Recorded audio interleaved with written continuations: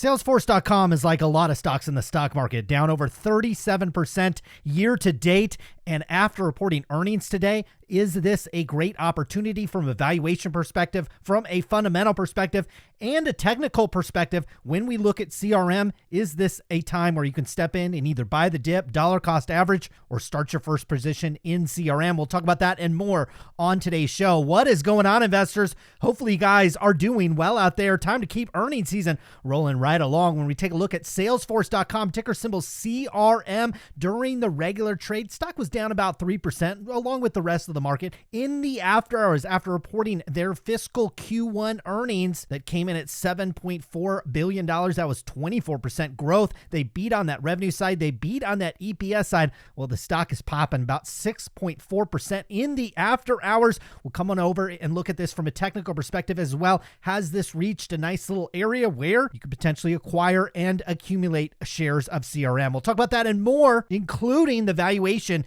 that we've got going at Salesforce. When you see a stock pull back this much, obviously the valuation is going to walk back as well. Let's jump into these earnings. Came in at $7.4 billion. That was 24% year over year. They beat expectations by about 30 million. We'll come over here. We'll look at CRM. I tell you what, it's one of these companies that we've looked at here a lot on the show. There's a lot to like with this company, but also a little bit left to be desired, especially when we walk through these financials. Now, they also gave us a full quarter guidance for the upcoming quarter, but also full year 2023 guidance. This is their fiscal 2023. So if you see reference to that, just understand that they're now in Q1 of 2023, even though we're still in calendar year 2022. Hopefully that made sense. Now, Q1 guidance came in the upcoming quarter right at about $7.7 billion, 21% year over year revenue growth. Consensus was right there, okay, within a couple $100 million.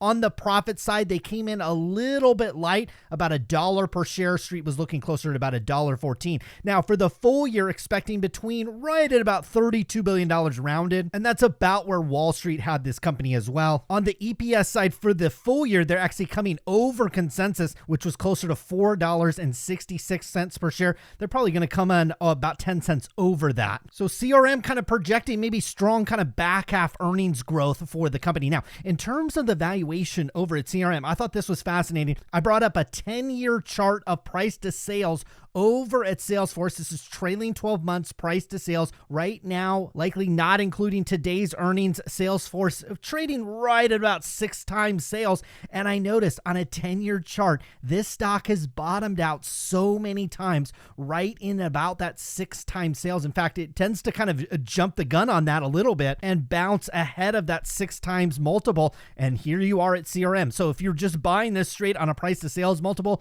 you've got a great opportunity. Now, let's come over here and look at these from the financial perspective. We have that $7.4 billion worth of revenue that we talked about. That was 24% growth year over year. Last year, closer to about $6 billion. What we really like about this company is they have these mega high margins, okay? Off of this $7.4 billion, they spent just $2 billion in terms of cost of revenue. So they have these massive gross profits of $5.3 billion. Last year, you're at 4.4. So you grew your revenues nicely. You grow your gross profit nicely. The problem we've always had over at CRM is they run things almost break even. When you come here and you look at research and development, you look at marketing, you look at general administrative, notice that you went from $4 billion up to 5.3 on those operating expenses. So that basically chewed up your entire revenue growth. And look what happened. Our income from operation, it basically went away. We were just marginally profitable last year at $354 million. This year, just $20 million. You pay some income taxes and some other expenses, and you're down here to 3 cents per share. That's the problem with CRM. They've got fantastic gross margins, but like Twitter, like Block, like a lot of companies, quite frankly, that we look at, they chew it up in their operating expenses and they basically spit out a number pretty close to zero. We'll zoom down here to the balance sheet over at Salesforce and see if it gets a little bit better. I tell you what, when we're looking at a company like Salesforce, they've rolled up so many business, more recently Slack. That's kind of what this company does. Well, you'd want to really strong balance sheet, and they have a pretty strong balance sheet, okay? They've got a little bit more cash on the balance sheet than they did back in January. They have some long-term debt. It went down by about $1 billion, but you see it just got rolled over to the current side. So when you look at this cash position, that's likely going to be chiseled down just a little bit when they have to pay this $1 billion in the next 12 months or so. When you look at cash flows, this is the bull case argument. I was watching an interview with Mark Benioff, who is the founder and CEO of CRM. He was in Davos, probably flying his private jet, probably staying in a super expensive hotel. Well, he's going to talk about cash flows, okay? Because you pull down net income and it's nothing over at CRM, just $28 million. Quite frankly, there's small businesses that probably do more net income than CRM. Last year, you're at 470. Okay, that's a big business, okay, on a quarterly basis. You get to add things like depreciation. You get to add back in stock-based compensation. And you do see it is pretty egregious, okay? Off of $28 million worth of net income, $776 million worth of stock-based compensation. But it's not as egregious as we've seen with other companies that we've looked at, okay? $770 million off of these operating expenses, which came in at 5.3, and some of it comes in at this cost of revenue as well. So you got about $7 billion worth of costs. So to have about 10% of that going to stock-based compensation, not nearly as egregious as we see, but certainly compared to the net income, compared to profits, a lot of the profits are being chewed up. But guess what? On cash flows, you get to add that back in 100%,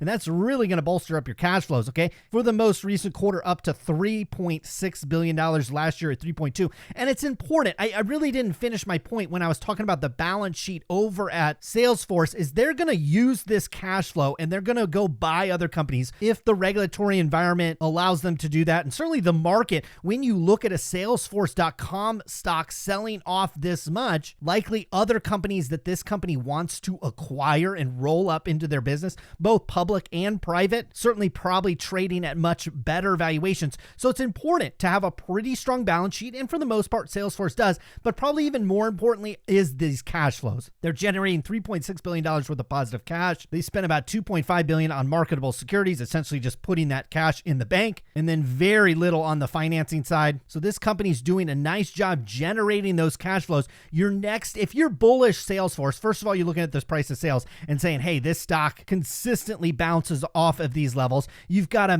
kind of low to mid 20s growth rate on that revenue side. As long as they can maintain that, you'll maintain a relatively healthy valuation, considering there's not much earnings left for shareholders on this one. And then when we come over here and look at this from a technical perspective, there's a lot of things to like as well. This is making kind of a Netflix-like move. We've got this longer-term uptrend in here that dates back all the way back to, we're talking 7-8 years ago. And it depends on how you want to draw these things in. I tend to put these longer-term trend lines in just as kind of a guide and maybe kind of a starting point for an analysis. And I don't necessarily have to get this stock when it touches this long-term line, because you see over the last 7 years, this stock has spent just probably a matter of a few days touching this line. So if you wait to buy the stock as it touches this line, I personally think you'll probably be too late. So in some cases with CRM, you're close enough to at least start a position. If you wanted 10 shares of CRM, I could see buying 1 or 2 at this area. Now, the area it's at is actually kind of interesting. I put this kind of green box here. Might not be the easiest thing to see, but I put this green box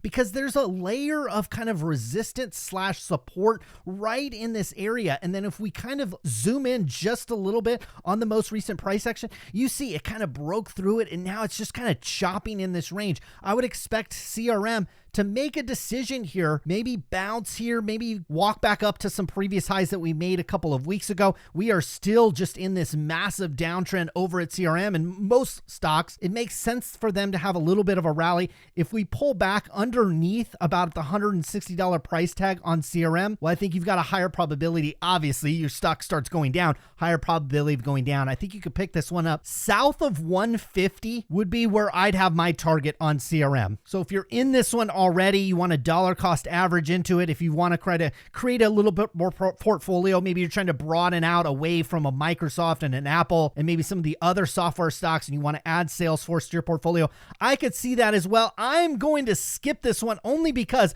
we could bring up dozens and dozens of charts of companies that are profitable, paying a dividend, having buybacks. While they might not be growing at kind of this mid to low 20% growth rate, they probably have more levers that they can pull and probably a even a better balance sheet than this. CRM is a quality company. I don't want to discourage anybody from buying this stock if you want to, but in my opinion, as you guys know my analogy, this is not a gold medal winning company. It's not quite a bronze or a silver. It's just off the podium in my opinion. And while the performance over the long term has been tremendous on this stock, compared to like a gold medal winner, it's not quite as good. Hopefully you guys enjoyed today's video. That was Salesforce.com. We'll be back again soon with more. Good luck with your investments.